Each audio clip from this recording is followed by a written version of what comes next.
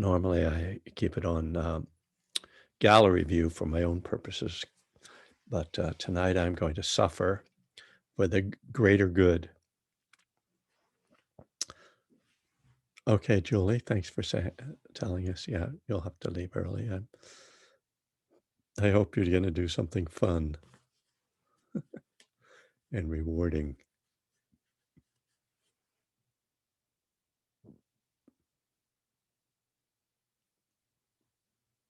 If you were trying to say something, I didn't hear it. So um, let's do some meditation. Make sure my bell is handy for the end. Um, I'm just showing the Eleanor Aldrich famous silk cap. Thank you. Keeping me warm in my basement. All right. So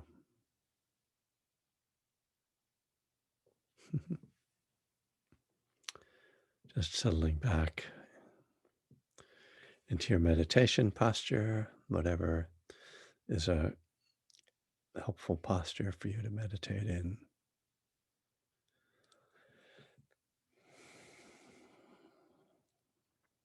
You can close your eyes or just lower your gaze and bringing the attention inward.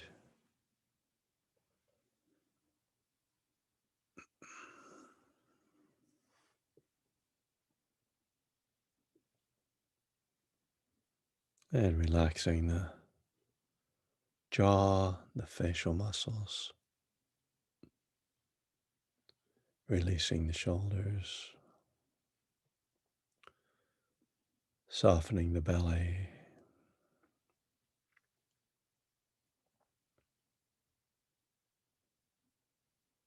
Oh, just a sense of the body being relaxed, sense of letting go. When we just tune into the body, we often can feel right away the places where we're holding tension. And as soon as you feel that, it's quite natural just to release. So this is a great exercise or kind of thing to remember throughout your day, not just when you're meditating, but just to stop and feel your body for a moment.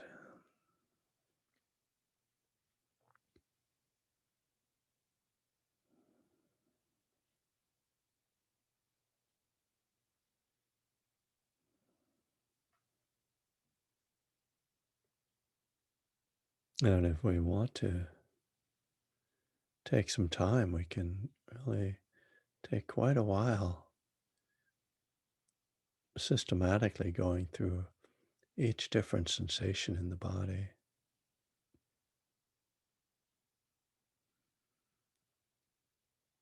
When you're doing a longer period of meditation, this can be a great form to use, a great exercise to just carefully, methodically move the attention through every point of sensation in the body.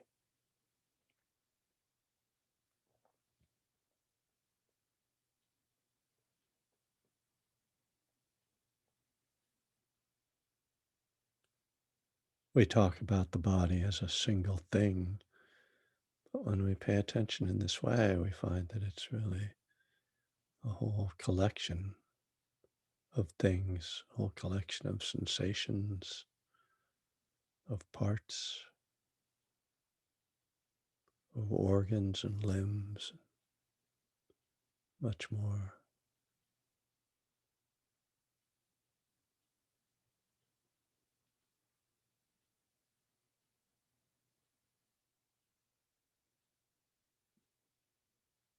Oh, this arriving in the body is a good place to start our meditation practice.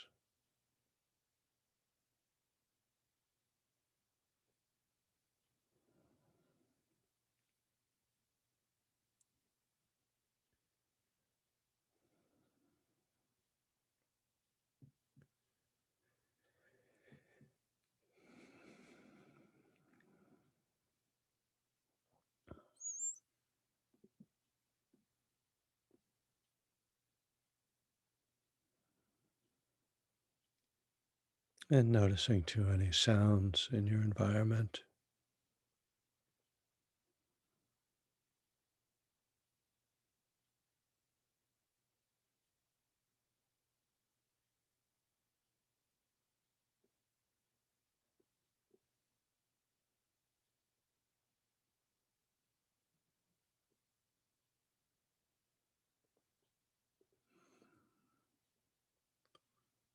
And checking in with your mood. How are you feeling?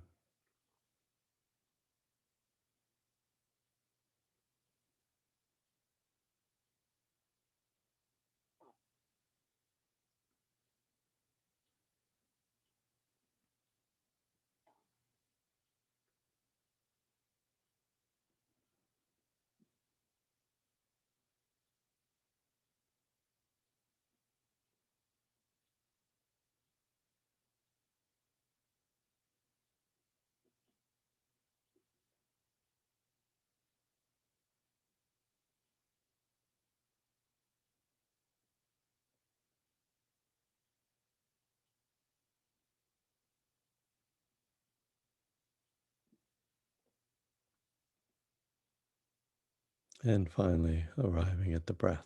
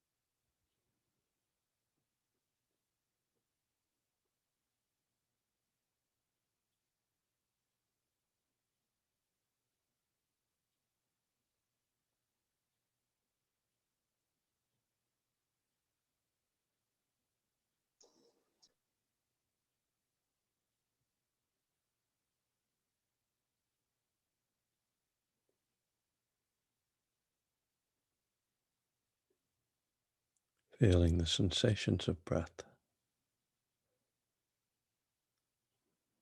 You can feel the air at the nostrils coming in and out. Or you could follow the movement of the belly and chest.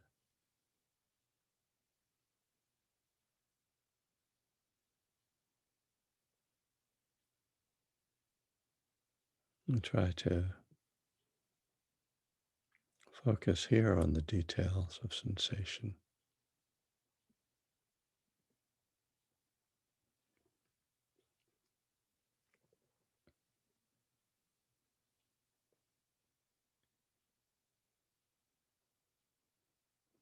So we might begin by just distinguishing the sensations of the in-breath from the out-breath,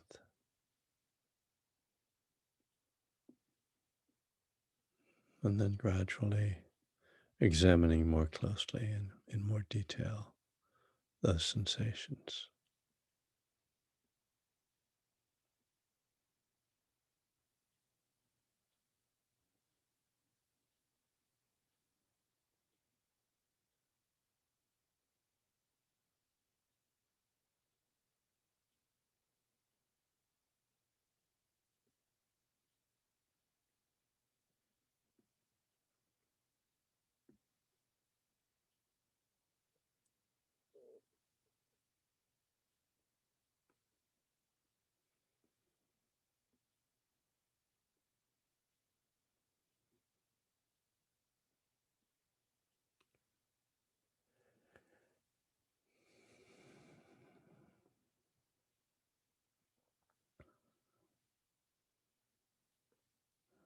And the mind naturally wanders when we try to pay attention to the breath.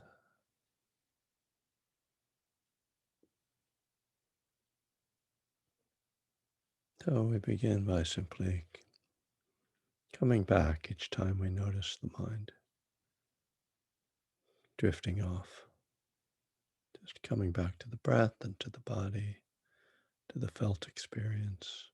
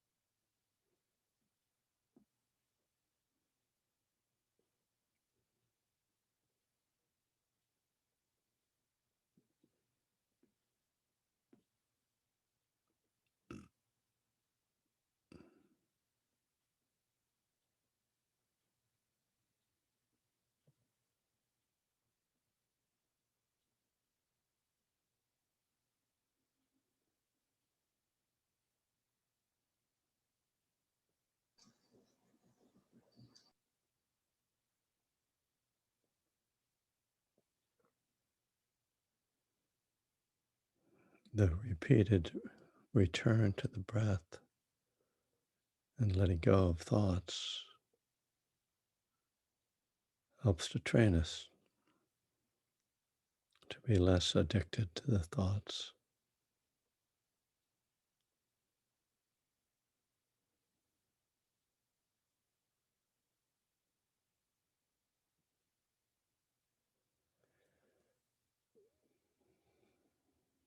We can also develop insight into our own minds by looking at our thoughts.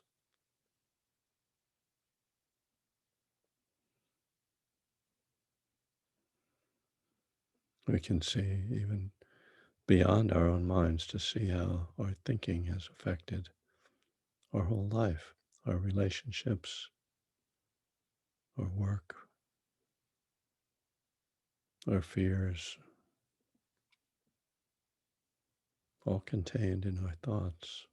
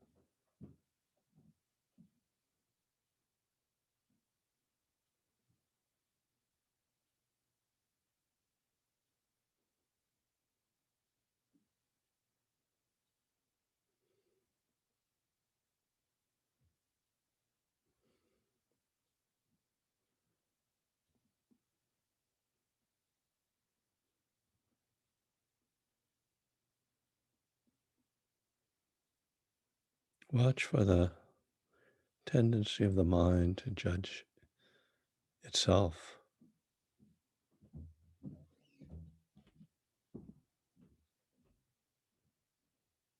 to judge how you're meditating.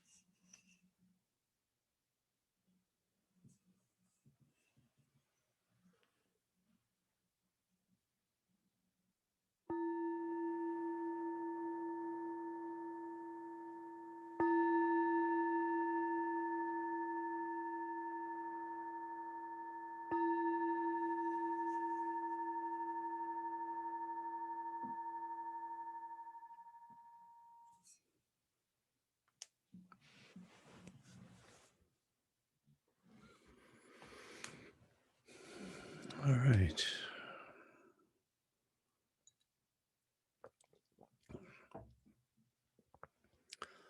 I want to put some things in the chat there because I've got a couple things coming up this weekend. I guess I didn't put them all on my website, but I'm teaching on Sunday with Vimalasara. We're doing something for the Garrison Institute. It's going to run from 10 to 2, excuse me, on Sunday. So sort of a half day. Letting go, the key to recovery in Buddhist practice. And I'm going to give a little talk on right view, right intention, and right effort and how they work together. And I think Vimalasara is going to talk about loving kindness. So that's happening. I have a bunch of other things this weekend, and I think I'm experiencing something I would call pre-fatigue. If you ever get tired thinking about what you're going to be doing in the near future, that's what I'm experiencing right now. I feel tired thinking about it. And I hate not being able to look at the gallery. So will it be recorded for viewing later? That I do not know. I just don't know. They didn't say anything about it. It's one of those things where they're, charging people to come, which, I suppose that's what has to happen. Or at least that's what they think has to happen. It's what's happening. All right. Since I can't see everybody, I'm scrolling through everybody's names just to see who's here. Not that I know everybody, but some of you I know. So, I've been on a bit of a God kick for the class. On Tuesday, I was talking about Buddhadasa, the Thai Buddhist monk, and I'm going to continue a little bit with what he had to say. I don't know if this is going to be enough to fill the evening, so but we'll see. And if not, I can always ask you guys to say something. So I was talking the other day about sort of the ways that Buddhadasa would define God, a Buddha, sort of Buddhist God or Dharma God, as we call it. So now I just want to read a couple of the things that he said that I think are quite interesting and that really resonate. Said, as long as people insist that God is a person in the conventional sense of people language, we can say that they will not know the real God, which in turn leads to proselytizing, disagreements, clashes, and conflicts. The intellectuals will increasingly deny this ordinary kind of God, and it will not be very long before people educated in the modern way will have eliminated God from their hearts altogether, which I think is a good description of sort of modern atheism. People sort of think it's, if you're saying God is like is a person, but like some kind of special person, eventually it just doesn't really make sense. And we have all these conflicts around those definitions. And he goes on, he says, God in people language, which I don't know it's a strange phrase, but God in people language is simply a conventional word which is used when speaking to children. It is used also by adults who, being intellectually immature, feel and think like children. Burn. They will use the word God in that way until their awareness and wisdom mature enough for them to understand finally the meaning of God according to Dharma language. So again, it's very striking because this certainly resonates for me. It's like, oh yeah, when we teach people, when you first learn about God, it's in this sort of childish Santa Claus language, and then many people grow out of that and can't sort of, uh, so then toss it out that idea. But he's suggesting that if we're, really go more deeply into this concept, that we'll see something more meaningful. He says something of equal importance to observe and understand is that every religion has something that can be called God, but that some religions talk about their God only in terms of Dharma language. Thus, it appears that those religions have no God, and so they are classified as non-theistic religions. This is, where he gets very controversial because there's a lot of Buddhists who will not want to hear this. But Buddhism and Jainism are religions of this type. Another group of religions mostly uses easily understandable conventional language when talking about God, and so they are classified as theistic religions. Christianity, Hinduism, and Islam, Judaism, are examples of this type. Religions of this latter group have very profound things to say about God in terms of Dharma language, but they are hidden under the outer shell and form of those religions. Now, he brings it home here. The classification of religions into two groups, non-theistic and theistic, is a superficial classification that does not touch the real essence or meaning of religion. We continue to do so, however, because most people are only able to understand things superficially and thus are unable to penetrate to the heart of religion. Consequently, many of them come to despise religion more and more, especially what is called God. Finally, some declare that they have no religion and are proud to be atheists. Oh, there you go.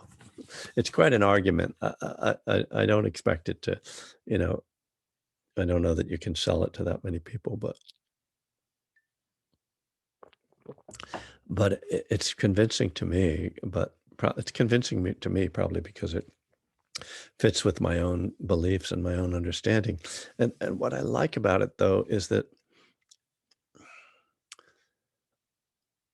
he broadens this idea of what God could mean, and he's arguing against both ends, right?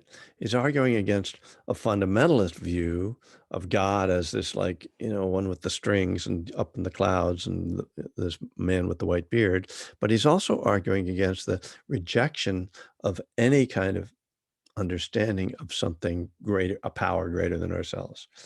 So I appreciate that because in a way it's a middle way. In a sense, it's a middle way, um, and he certainly nails it to me in terms of how Westerners, many bright, intellectual Westerners, think that they've sort of outsmarted religion by being atheists. It's like, oh, I'm not a sucker like those people that believe in God. But then they miss the richness and meaning, fullness of something, that's a deeper idea than just the Santa Claus God. So looking at that today, I couldn't help but think of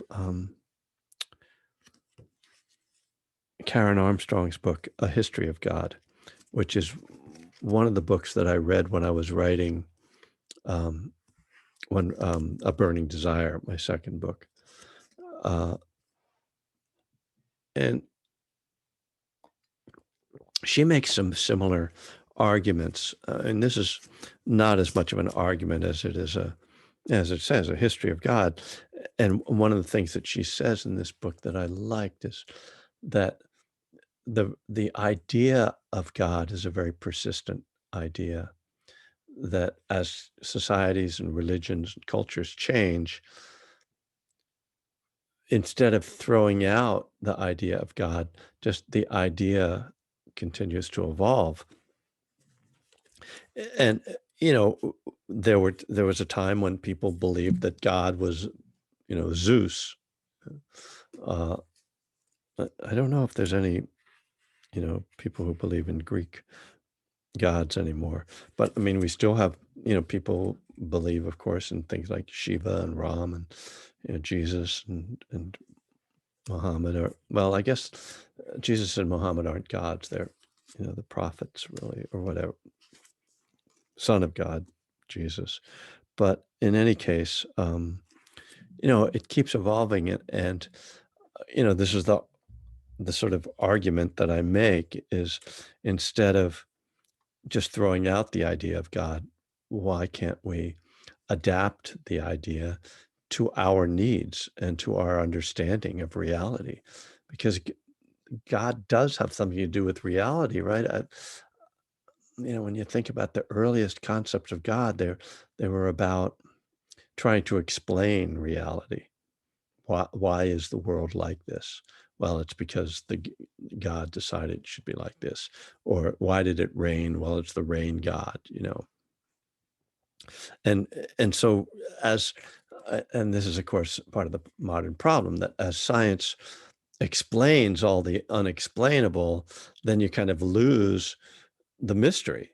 And then it's like, oh, well, we know everything and there isn't a God. That's kind of not an irrational conclusion to come to, but I think a limited one. Um, so I'm going to take a little bit of a turn, though, uh, with a little bit of Karen Armstrong from her chapter on called "The God of the Mystics."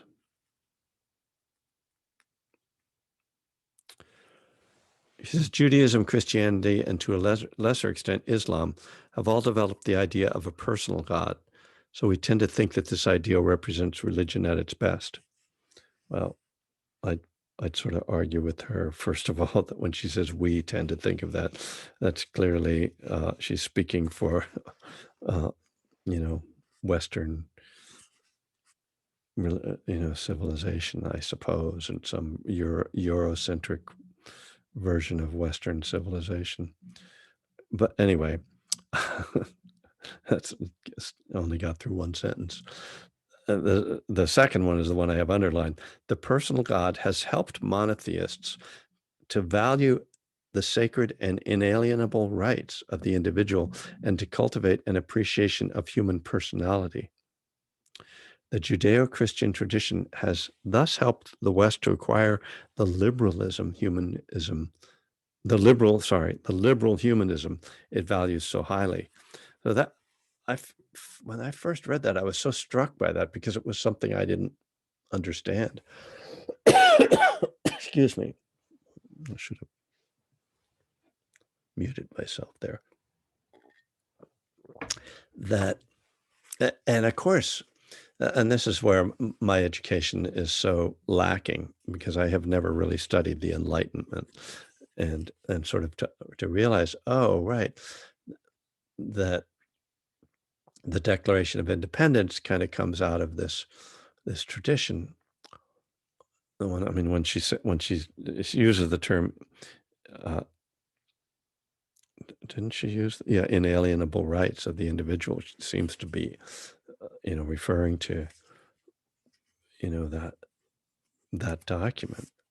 Um, and so, because my tendency is to sort of be opposed to, or take a stance separate from the personal God idea, that God's getting involved in your life and getting and sort of takes a stance and prefers things, and likes some things, doesn't like other things. That always seemed like a dangerous negative idea to me. But I can see her point is that it had a value. That idea was important.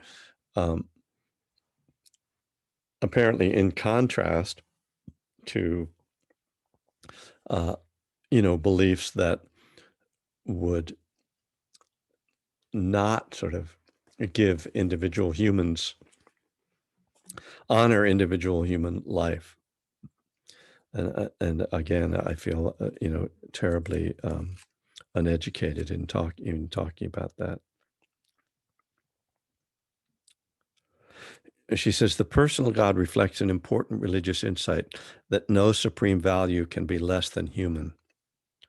So it's a beautiful idea, and it's helpful to see that, okay, there is this whole stream of thought that was useful around this idea of a personal God.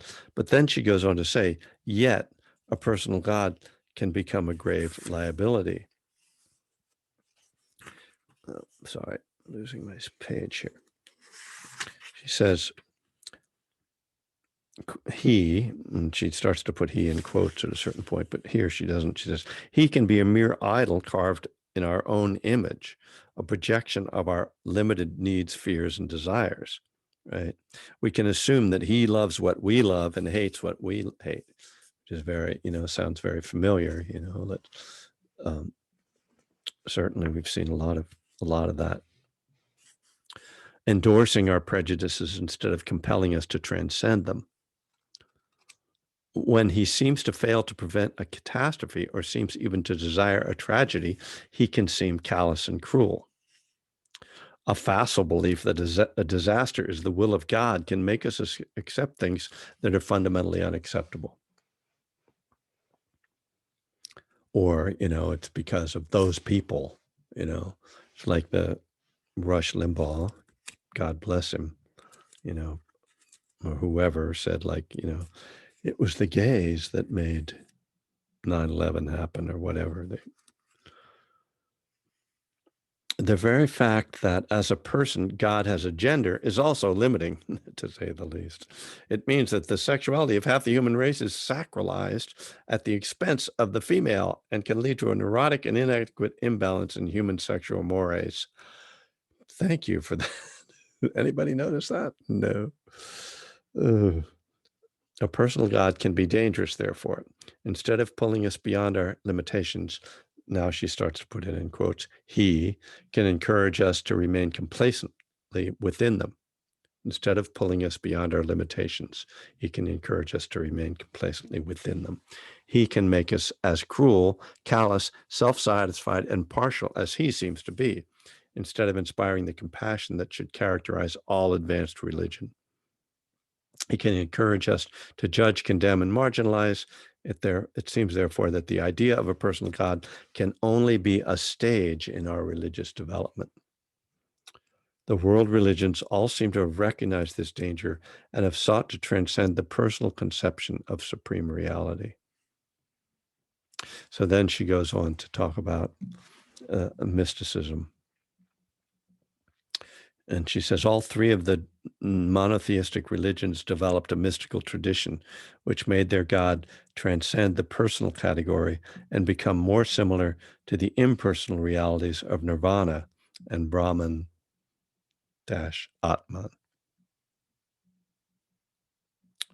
Only a few people are capable of true mysticism, so she says. But in all three faiths, with the exception of Western Christianity, it was the God experienced by the mystics which eventually became normative among the faithful until relatively recently. Well, she makes this point in a later book. I can't remember the title of it, but where she says that this modern fundamentalist idea of that we get out of the fundamentalists, particularly Western, particularly American fundamentalism, of this, God that's this very personal God that's intervening in, like, supporting our sports team and these sorts of things. That's actually ahistorical. That through most of history, God has been viewed in much more mystical terms and in much less sort of solid terms and seen as something, uh, yeah, mm, more not as just a being or a human, a superhuman being, but as something more transcendent. So, it's definitely a little bit of a sideline here, but it's these kind of questions that that for me need to be addressed if you're going to seriously uh, try to take on the 12 steps in their language. Um, oh, for those, yeah, the text I was reading from Buddhadasa, somebody asked that in the um, chat, sorry, was from his lectures on Christianity and Buddhism, which are, oh, I, sorry, I'm not watching the chat, so um, I better go back and respond to everything there, and then I'll completely lose track of where I am, which is fine. Um, there's a series of lectures on Christianity, and I don't have it handy, on Christianity and Buddhism that he gave in the late 60s. A little tricky to find. I'm not sure if they're published uh, anymore. Um, uh, will the class on Sunday. I don't know if it's recorded. Oh, the time on Sunday is I was giving Pacific time 10 to 2, so Eastern time will be 1 to 5. Um, so yeah, uh, yeah, the Garrison House is 1 to 5 East time. So if we're going to take on this idea of turning your will and your life over to the power of, to God as we understand him, if we're going to, ask God to remove our defective character and not just sort of step out of that whole form, but try to use that language or at least some version of it, then I think it is useful to reflect a little bit on what we are really thinking about, or how we're thinking about that working, and that's what I'll really get into in the coming sessions. Uh, how I see that working. I was just looking at a burning desire, the chapter that I have on step 7, and it was interesting the choice I made in that book, which was to talk about um, the step 7 says we humbly asked him to remove our shortcomings. So we humbly asked God to remove our shortcomings, and by kind of going through the Buddhadasa idea that what we're doing is we're beseeching the law of karma through our actions, then I take that as a prompt to talk about all the practices in Buddhism that help us to change, that help us to remove our shortcomings. And so there's a section on mindfulness, a section on loving kindness, a section on uh, contemplation. Uh, there's a section on concentration. So it's sort of a very practical answer, I think, very direct um, uh, answer to that. Okay, Christianity and Buddhism, the Council of the Thai Buddhists in America published this book in honor of the 100th anniversary of the birthday. It could very well be it. It sounds like it. It was called Christianity and Buddhism. I'm looking at the chat if you're wondering what I'm talking about. Someone put in this title. The main title is Christianity and Buddhism, and then it was a series of lectures that he gave, uh, but that must be it. It's probably it. So Brian, thank you for finding that, and Did you see that it was like available somewhere to buy? If they published it on the anniversary of his birthday. When he was born in the early 20th century, right? There we go. You guys are so on it. So you're not listening to me, though. You're just surfing the web of everything I say, right? Okay, I'm going to look at this. You got me. Christianity and Buddhism. That looks like it. Is it available? Oh, $600. It says what? But there are 8 used for $13.95. 1 new from $600. Who the heck does that? Okay, so let me open it up here and see if anybody has any thoughts or questions beyond those who are chatting.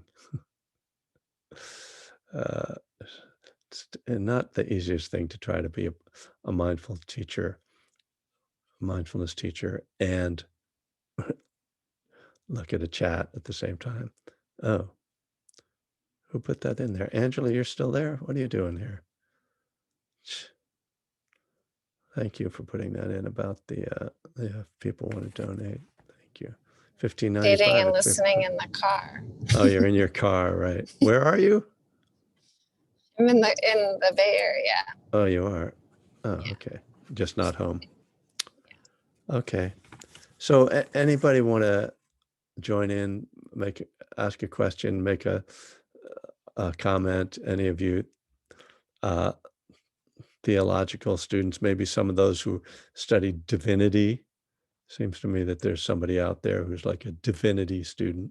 I don't know how divine he is, but I would think that divinity students would want to. Did you just drop out there, Fordham? I'll chime in. Yeah. Okay, there you go. I've yet to finish my final paper, but it's Oh good well, enough. then we're not going to let you speak. The official credential. Yeah, and I met Karen Armstrong one time. She's such a huge force in looking at the history of God, but she's a small woman. I mean, of course, I didn't know her and I saw her at a conference, but really, really powerhouse of knowledge, and also really compassionate soul too when I heard her speak. But that idea that I think she's talking around, and really nice to hear you point out that, and really amazing to hear that you were reading that while you were writing Burning Desire, which is so great. But I guess I was first introduced to that concept through William James, who's sort of a hero of Bill and Bob, right? That this God that we might be subjected to in popular culture or church culture or this history of God is perhaps not necessarily a higher power that is a generative force for us. And especially in the context of being a recovering addict, we need to find something that is going to enliven us, that's going to restore us to sanity, or all this, language of the program. So sometimes that is not facilitated by an organized religion, but it can be attained or connected with through maybe something as simple as nature, and I mean, I sponsor guys that are, I say, hey, just great outdoors can be your God, gift of desperation, these simple things. And if you've had, and on the dark end of the spectrum, there are people with religious trauma that perhaps have been abused by somebody that's in a position of authority in an organized religion or spiritual community, and they have thrown out the baby with the bathwater. Yeah. And what the idea there, I think that Karen Armstrong, and I'm not by no means a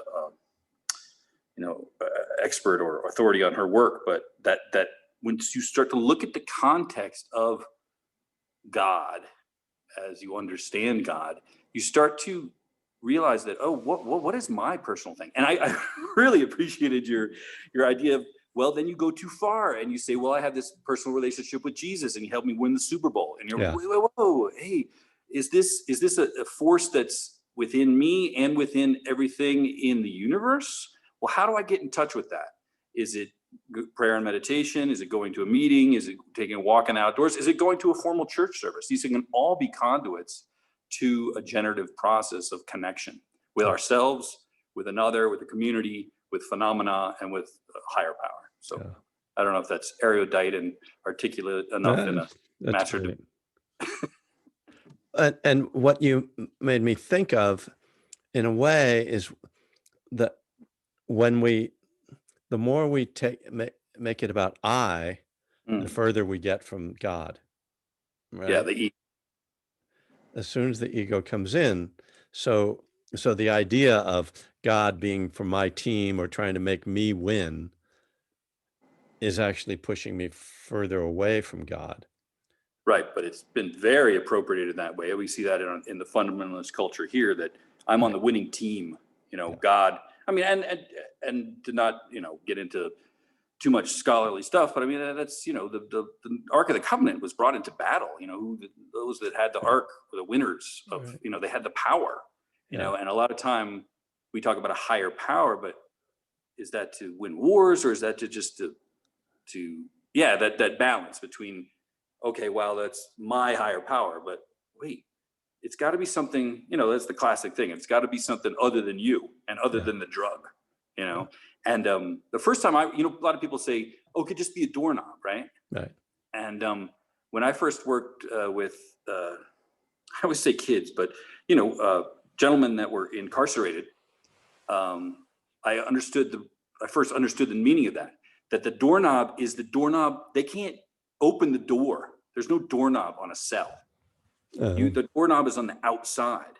So that doorknob is the higher power. It's the thing that I can't do, So that kind of, you starting with that, like, oh, it's related to me, but it's not me. It's a paradox, and to embrace that paradox beyond our conceptual value of it, and the classic Buddhist, I think, analogy, right? And I don't know where this is from, that there's the two conceptual paradoxes, which are the sticks, and they start the fire, and then it consumes the two sticks of paradox, the opposites, the extremes, and it becomes a flame. And that's the non-conceptual wisdom. That is, for me, emptiness, or whatever you want to call it, Buddha nature. It's just beyond, just on the horizon of my understanding. Clearly a Mahayana idea. Exactly, yeah. But I am getting to be a big fan about Buddhadasa. Thank you so much for talking about it. Wonderful stuff. You made me think of Bob Dylan too, with God on our side, right? Oh, beautiful tune, Yeah. Such an ironic twist there of looking at the paradox. Indeed, yes. And saying, well, is he on our side? Like when we went and killed these people in this name, was that he was on our side, And then where it will it be when, the nuclear destruction happens? Whose side on there? So yeah, very, very powerful. God of the atom. ATOM, not ADAM. I want to give. Anyway, thanks. Yeah, thanks for chiming in, Fordham. We don't hear enough from you. I wanted to give Susan a chance to say something. She's got her nice little hand up there. Oh, thank you. I want to refer to a concept I think I learned in philosophy. I studied that, but didn't get very far. But I think it was Spinoza that said that the God is one side of a coin, and the universe is the other side. So wow. I've taken the universe as my higher power, in that it's a lot bigger than me. And I also, in the 12 steps, having a higher power can restore me to sanity. It doesn't have to be any action of the higher power. It can just be the relationship to the universe and its rules and laws, which if I don't pick up, I don't get stoned. And if I have a clear head, I can perceive things about myself that help me get to some serenity. And so anyway, just a non-active higher power, we could still be in relation to the universe without having to, or them, or who do anything. Yeah. Yep. Thank you. Yeah, and I make the argument somewhere, probably in Burning Desire, that actually a God, a Dharma God, which is which really sort of determines karma, is more personal than anything could possibly be.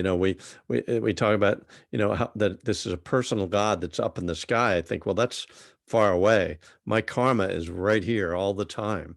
So that's, to me, the most personal thing. And interestingly, your karma is the one thing that the Buddha says you own. He says you don't own your body, you don't own your thoughts, you don't own your belongings, nothing really belongs to you. It's just that, but that your karma is the one thing you own. And so that to me is what could be more personal than that. you know it's it And defines you more than anything. in the meaning of karma as action, then you get back to the serenity prayer that the things I can change, the things Yes. I can do, my side of the street. Yep. Yep. Well, people are putting in all their GODs, so I'm going to put one in that someone gave me at the Cleveland Shambhala Center many years ago. Guidance of Dharma. There you go. If you need a GOD. So, and somebody's throwing in Jean-Paul Sartre. Thanks, Sanjeev. That's really, you're trying to really bring us down, man. Come on, like, just kidding. Always like to hear from you. I hope things are good in Miami. So, nice to see everyone. I noticed just, and you guys might notice, since you all can see participants, that now that we're in February, that not as many people are here. It's kind of like relapse month. It's like December and January or February, big relapse months. January, sober month. Anyway, those who are here are the ones who don't wimp out, like a gym membership. Yes. So you guys are the true believers in yourselves, by the way, not believers in me. Karma is DNA. Well, that's a good one too. That's kind of, yeah, interesting thought. So we've come to the end of an hour. I thank you all for being here. I will be back Tuesday. I'm actually going to be on retreat this week. I'm going to attempt to do my own home silent retreat for the week, but I am going to speak Tuesday morning and then Friday evening. I'm going to go probably Monday to Friday, Monday to Saturday, see if I can get enlightened quickly. But I just figured there was no point in not showing up for you guys, and it'll probably, help me get out of myself, because, if I'm meditating all that much, I'll just be getting crazy. Fortunately, my wife is here to, hit me up with the Thorazine if anything happens, anything bad happens. So the EpiPen with the Thorazine in it, so we need to keep that around the house. And I will confess that I have gotten my first dose of the Pfizer vaccine. So yeah, I, I'm pleased, but I'm not going to be happy until everybody gets it. It's not, it's not really it doesn't feel like a personal thing. I mean, it does. It's nice to feel like you're getting protected, but it also just doesn't feel like it's meaningful on a personal level, But I'm really optimistic about where we're going with that. So thank you all. Blessings, peace, careful over the weekend, and see you on Tuesday or Friday or maybe on Sunday, if you can make it to the Garrison House event. Good night. Say good night. Bye, Kevin. Thanks, Good Calvin. night. Thanks. Thank you. Thank you. Good night. Thank you, Calvin. Good night. Good night. Thank you. Thanks. Good night. Now. Good Good night. night, Abigail. Okay, 3, 2, 1.